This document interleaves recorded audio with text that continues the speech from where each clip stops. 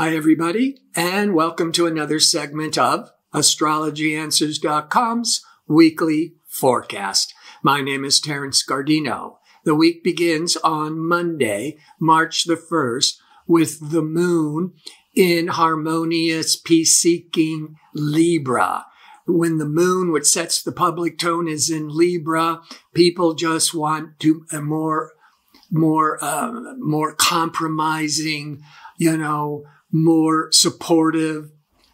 And the moon in Libra is going to be in harmony with communication Mercury the first couple of hours at noon and those next couple of hours Pacific Standard Time. Great for conversations, for meetings, for writing, just expressing your heart.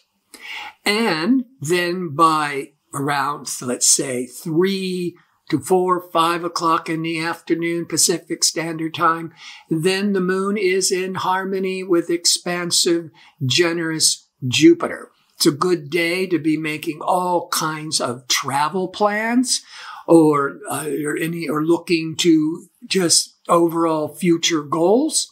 But Mercury and Jupiter, that moon is connecting, is really good for education. And if it's not about going back to school, this is a good day to be launching more content on your website.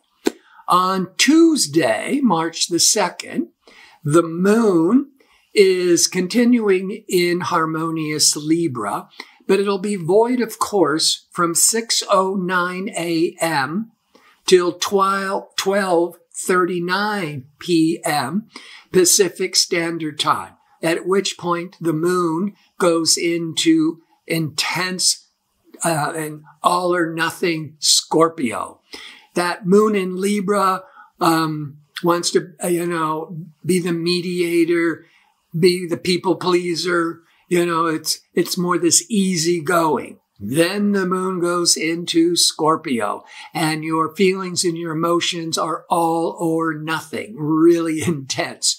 But the moon void, of course, as I say most weeks, it's when the moon is no longer making any aspects to other planets while it's in that sign. So the energy is flat or trying to accomplish anything. The energy is not very productive.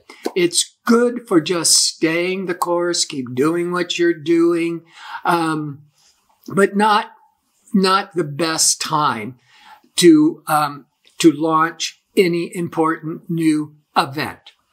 On Wednesday, with the moon still in Scorpio, it's going to start off the day in harmony with the sun in Pisces.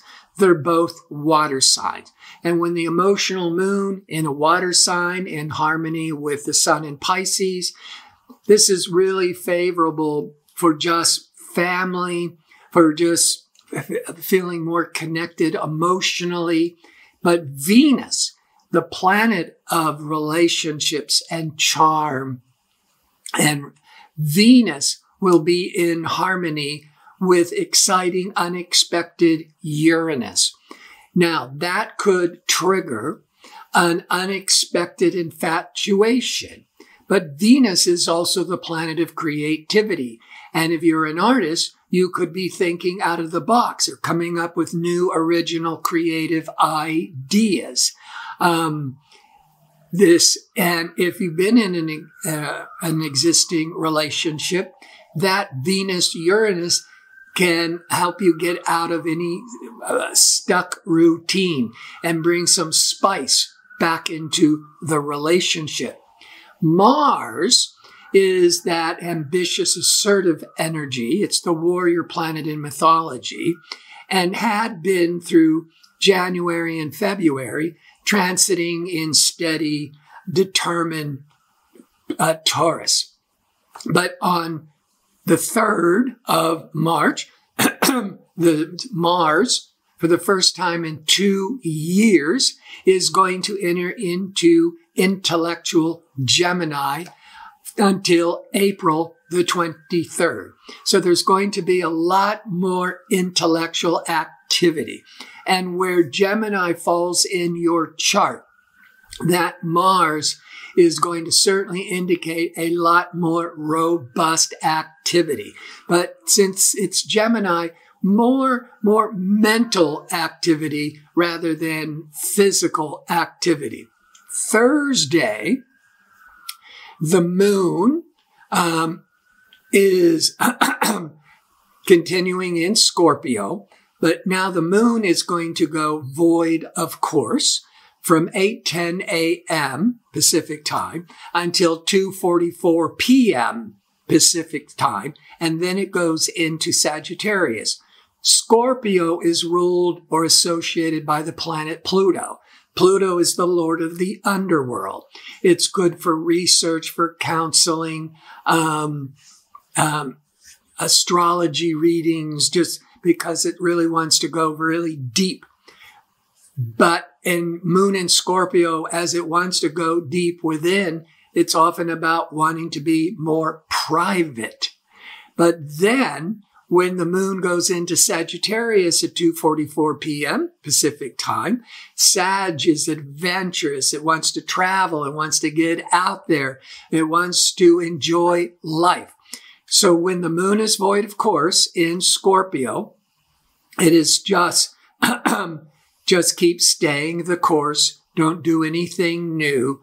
But later in the day, you're going to just be feeling like you're coming out of this incubation or this holding pattern, and then all the fires of passion with the moon and Sag will take off.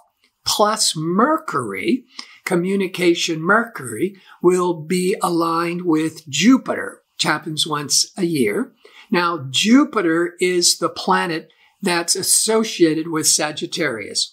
So everything Sagittarius represents, Jupiter represents. Jupiter is the planet of travel, of higher education, of publishing, of expansiveness. Mercury is all that learning and curiosity. And when Mercury aligns with Jupiter, it's great for starting school, for studying, making travel plans. But just your whole disposition and your attitude, you're just going to be more upbeat and a lot more optimistic and happier, and maybe feeling all this encouragement about the future, which is that Mercury-Jupiter. On Friday, the moon in Sag is going to be in tension with the sun in Pisces.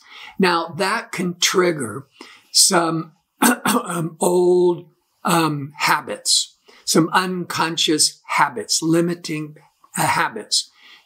But the positive of this is to have these unconscious patterns show up, because as long as they're unconscious, they're ruling you and you can't do anything about it. And later in the evening, Pacific Standard Time, that Sagittarius moon will be in harmony with the Jupiter and the Mercury, where you might be getting a lot of insights about your personal habits that now you're recognizing and wanting to make some positive self-improvement changes. Saturday, it's another long day of the moon void, of course. The moon is still in Sagittarius, outgoing, adventurous Sagittarius, but it's void from 1:45 a.m. until 6:21 p.m.